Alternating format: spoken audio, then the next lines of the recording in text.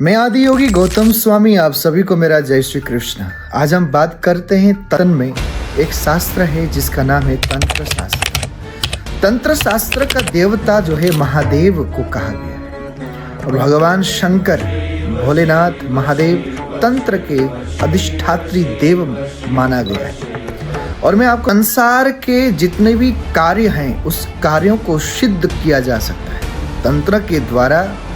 जो नहीं हो सकती, जो असंभव है, उस असंभव को भी संभव करने का कार्य तंत्र के द्वारा है। लेकिन मैं आपको यहाँ पे एक चीज अवश्य बताना चाहूँगा कि अगर कोई असंभव को भी अगर संभव करना है तो उसके लिए मन में स्वच्छता होना जरूरी है।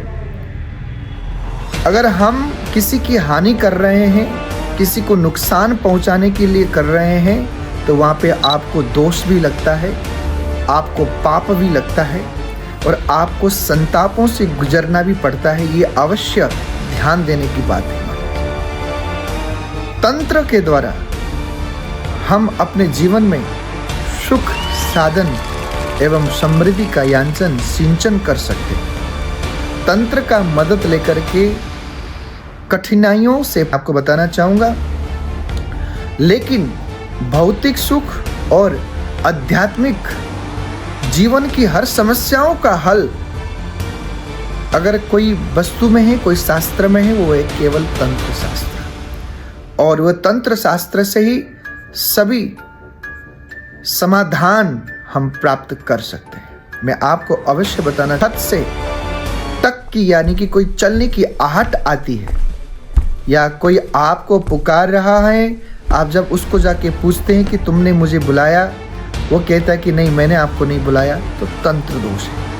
ये सब रीजंस जो है तंत्र के कारण होती है। अगर आपके घरों में ऐसी आहट नहीं होती, अगर आपका मन बुझे बुझे जैसा रहना, मन हमेशा खराब रहना, दिमाग में प्रेशर रहना, शरीर काम नहीं करना, सब कुछ होने के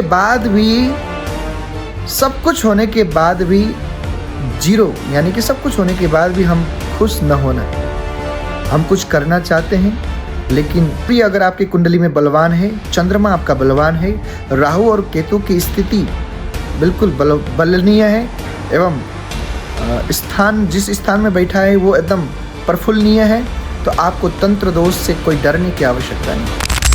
जैसे मैंने आपको बताया, अगर ऐसा कोई परिस्थिति आपके कुंडली में है, अगर आपके कुंडली में ऐसा व्यतीत हो रही है, तो ये तंत्र दोष के लक्षण हैं। इस लक्षण से बचने के लिए आपको सतर्क रहना चाहिए और इस लक्षणों से गुजर रहे हैं तो आध्यात्मिक से जुड़े हुए व्यक्ति के पास जाकर के उसका लाभ अवश्य लेना। धन्यवाद।